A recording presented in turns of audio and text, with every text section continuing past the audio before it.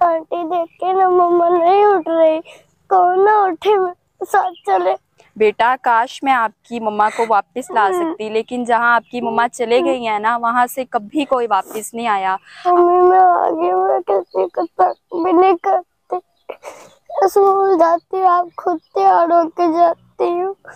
इस बार पन्नियों कपड़े लेने के लिए तंग भी नहीं किया हमने। देखे भाई भी आपको मिलने आया है, हम इस बार पन्नियों कपड़े नहीं चाहिए, बस आप चाहिए, उठे हमारे साथ चले।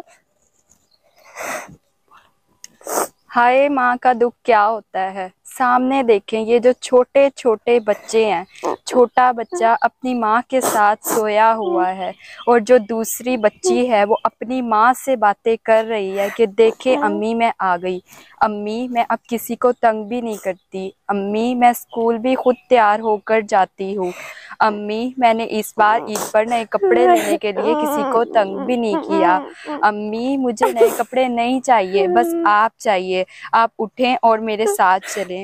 मैं यहाँ पर दुआ मांगने आई थी जब मैंने इन दोनों बच्चों को देखा, और यकीन माने मेरा अपना दिल भर आया।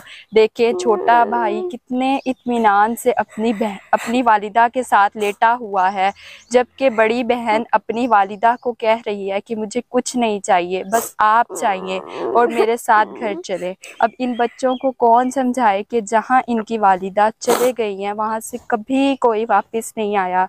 या अल्लाह वालिदैन का साया इनके बच्चों पर हमेशा सलामत रखना। बेटा आप क्यों उदास हो और क्यों रो रही हो?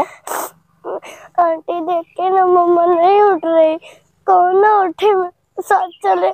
बेटा काश मैं आपकी मम्मा को वापस ला सकती, लेकिन जहाँ आपकी मम्मा चले गई हैं ना, वहाँ से कभी कोई वापस नहीं आया। आपको चाहिए कि आप अपनी मम्मा के लिए दुआ करें। आपकी मम्मा को सिर्फ दुआओं की ज़रूरत है।